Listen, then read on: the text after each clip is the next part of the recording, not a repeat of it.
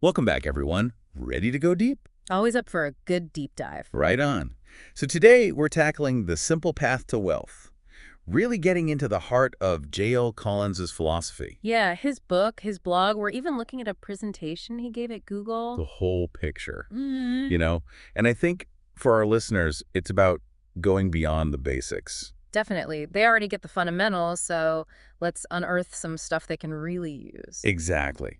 And Collins starts strong right off the bat with this concept of mastering money, which isn't like obsessing over it, right? No, more like understanding it, money as a tool. Yeah, a tool to gain freedom in your life. Mm. And he tells this story, it's really interesting, about a monk and a minister. Oh, yeah, that anecdote. The monk, living simply, focused on spiritual things, he felt so free because he was detached from material stuff. Unweighed down. Exactly. But the minister, with all his possessions, the societal pressures, he felt trapped. Total opposite. And it highlights how we think about money. That mindset really impacts our freedom. It's like our headspace about it matters more than how much we actually have. You could say that. Which is a great segue into one of Collins' biggest ideas, FU money.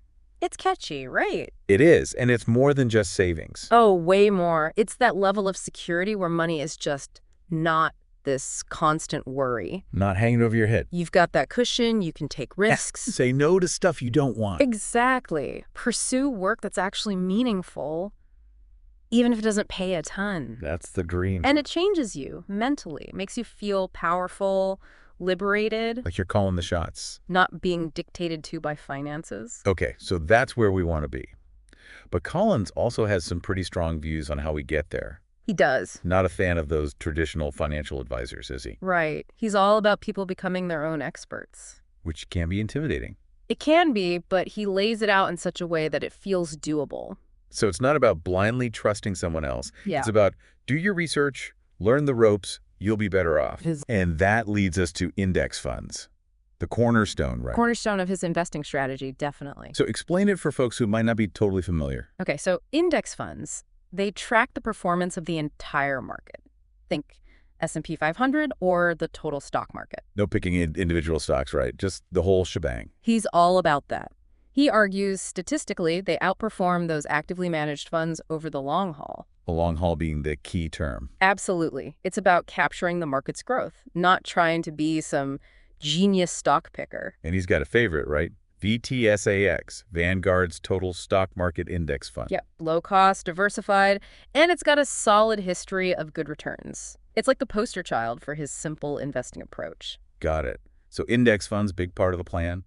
But Collins is also about what we shouldn't do with our money. Oh yeah, there's a whole list of things to avoid. Like getting sucked into financial news, for example. Huge one. He compares it to obsessively watching the Weather Channel when you have zero control over the weather. Makes sense, just stressing yourself out. Exactly. He says all that anxiety, fear, it leads to bad decisions. So tune out the noise, play the long game. And speaking of the long game, Collins is pretty realistic. The market's going to be volatile. Oh, for sure. He even says the market always goes up, but it's never a smooth ride. Which is where patience comes in, right? Huge part of it. He really encourages investors to just ride it out. Trust that upward trend. Not try to time the market, all that stuff. Yep, he calls that a fool's game. Yep. So discipline, consistency, those are our friends. Big time. And this is a long-term decision, right? Yeah. So Collins actually highlights picking the right life partner as part of this. Interesting point. And he's not talking about looks or anything superficial. It's financial compatibility. Makes sense. You're building a future together. You got to be on the same page with goals, values. If you're not, that's a recipe for disaster, probably. Stress, arguments, all that. Definitely a conversation worth having early on. Absolutely. Okay, now to make this all actionable, Collins brings in this 4% rule. It's like a benchmark for financial independence. Right. It basically says you can safely withdraw 4% of your investments every year. Without running out of money. Right. So let's say you need $40,000 each year to live. You need a cool $1 million invested to hit financial independence based on this rule. Gives you a target to shoot for. Makes it real. Not just saving randomly, it's building a nest egg that can actually sustain you long term. So we've got mastering money, building that FU money, investing in index funds, tuning out all the financial noise, and really embracing that long-term perspective. Sounds like a plan. It's a good start. But we just scratched the surface here. There's layers to this. Oh, yeah. We haven't even touched on his views on the housing market Or all the detailed advice he has about 401ks and retirement accounts. Right. And we've got this other source to dig into. Austin Williams, a YouTuber who kind of summarized his own 10 key takeaways from The Simple Path to Wealth. Should be interesting to compare them, see how they line up, maybe build on what we've discussed so far. Yeah, and Williams starts off echoing a lot of what we talked about, seeing money as a tool. But he takes it further. He says, if you master money, money will be a servant to you. Kind of a powerful image. Like flipping the script, right? You're in control. Exactly. And from that control, you can build that FU money we were talking about. That's where the real freedom to make choices comes in, not just out of necessity. Doing what you want to do. Right. And Williams also gets into the whole financial advisor thing. He says flat out, nobody cares more about your money than you do. A little bold, but is there truth to it? I think so. I mean, there are good advisors out there, for sure. But it is ultimately your responsibility. No one else has that same vested interest in your financial well-being. It's like anything else, right? You want it done right, got to do it yourself sometimes. And that's where financial literacy comes in. The more you know, the better decisions you'll make. Back to index funds again. Williams is on board with those too. Simple, but powerful. He even points out 89% of professional investors can't beat them in the long run. Kind of blows your mind a little, doesn't it? It does. Reinforces what Collin says about outsmarting the market. It's more about capturing that overall growth. Index funds do that really well. And Williams is also anti-financial news overload. All that anxiety, bad decisions. Do you think there's a connection to that stoic mindset Collin seems to have? Oh, totally. Stoicism is all about what you can control, accepting what you can't. With investing, that's focusing on your strategy, making good choices, not letting the daily ups and downs get to you. Detached from the noise. Exactly. Calm and clarity, that's what you want in finance. Then Williams brings up that market volatility again. Like Collins, he says it's just part of the game. Right. He even quotes Collins, "The market is never a smooth ride, but it always goes up." It's about staying the course, not letting fear make your choices. Having that discipline, even when it feels bumpy. And it pays off in the end. Now, this next point Williams makes might surprise some folks. He says, choose a financially responsible life partner. Why do you think he brings that up? I think it's crucial, and people don't talk about it enough. You're intertwining your lives, financially too. If you've got a partner who's on the same page with the same goals, it makes it so much easier. Shared values, working towards the same thing. And if you're not aligned, that's where the trouble starts. Stress, resentment. Exactly. Another conversation to have early on, for sure. Good point. And Williams wraps up his 10 lessons with, you guessed it, the 4% rule. It's interesting how that resonates with people, no matter their background. It's a real tangible goal, right? Makes financial independence feel achievable. Not some vague idea. It's like, okay, here's what I need to do. Collin's whole message is about that financial freedom, IS within reach. Just got to follow the principles. Now, let's shift gears a bit. Let's talk about what Collin shared in that Google presentation. Sounds good. I think his talk there gets even more practical, really digs into the nuances. One thing that struck me was how he defines wealth. Goes beyond just dollars and cents, right? Oh, yeah. It's security, it's freedom, mentally, financially, the whole package. Not just a big bank account, but peace of mind. Knowing you're secure. And the freedom that comes with that, to make choices that are truly yours. Living intentionally, not just out of necessity. Exactly. And then he connects that back to the 4% rule, like we discussed earlier. The $1 million example, to generate that $40K per year. It just makes it click for people, you know? You can see the relationship between your savings, the returns, and how that translates to the freedom you want. Makes it feel less abstract. For sure. And Collins is all about simplicity, isn't he? He says that's more powerful than any fancy investment scheme. Keep it simple. That's his motto.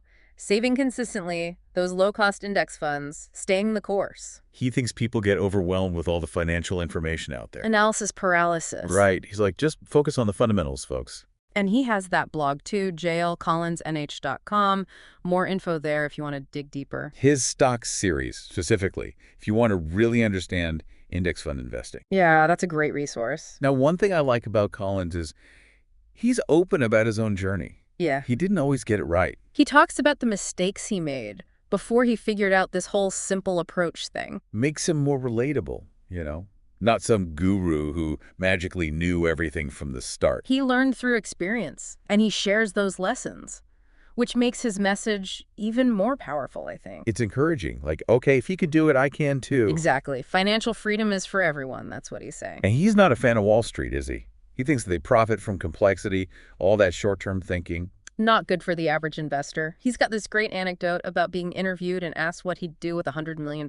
What did he say? Put it in VTSAX. No kidding. Nope. Just proving his point, right? Yeah. Simple and effective. He walks the walk. Definitely. Not trying to sell you something complicated, just a straightforward, evidence-based approach. Okay, so we've got to talk about this. One of his most popular blog posts is titled, "Why Your House is a Terrible Investment." I know that's going to ruffle some feathers, but what's his reasoning? He's not saying it can't be a great place to live, raise a family, but as an investment, he's skeptical. He thinks people get emotionally attached, their judgment gets cloudy. So don't let your heart rule your wallet, basically. Right. He says, run the numbers, compare buying versus renting, and really think about the financial implications. Don't just assume owning is automatically better. It's a big decision, shouldn't be taken lightly. Exactly. And he talks about some of his other popular posts, too. How I Failed My Daughter, The Simple Path to Wealth, and Why You Need FU Money. Catchy titles. They are. And they all tie back to this idea of personal responsibility, financial freedom, making choices that align with what you truly value. He even has a video inspired by a scene from the Gambler movie called The Importance of FU Money. He's a movie buff too, huh? Apparently. Yeah. But it shows how much he believes in this stuff. That power of financial independence, being able to live on your own terms. That's what it's all about, right? It's pretty amazing how these basic ideas can really change your life. Yeah, it's empowering, isn't it? Taking control, realizing you don't have to be stuck. Exactly. No get-rich-quick schemes, just making smart choices, building good habits, thinking long-term. Anyone can do it. Doesn't matter how much you make, where you come from. That's what's so great about the simple path to wealth. Right. Like, anyone can follow it. And it goes beyond the money, like we were saying. It's about aligning your choices with your values. Money becomes a tool, not the thing you're constantly chasing. It's about building a life that's actually fulfilling. So as we wrap up this deep dive, I want to leave folks with a question. What if, instead of stressing about money, we thought of it as that tool? A tool to create a life with meaning, purpose. Yeah. It's not just the having it, it's the freedom it gives you. To do the things you care about, spend time with people you love, make a difference. It's about living a life that's true to you. Couldn't agree more. So that's the simple path to wealth. I hope this has given you some ideas, some motivation. Take charge of your future. Start building your own path. Start small, be consistent, keep learning. And definitely check out J.L. Collins's blog and book if you want more guidance. He's got a ton of great stuff. He does. Real roadmap for navigating this whole world of finance, creating a life that's full of possibility. That's what we're all after, right? Sounds good to me. Until next time, keep diving deep and keep striving for that life you want.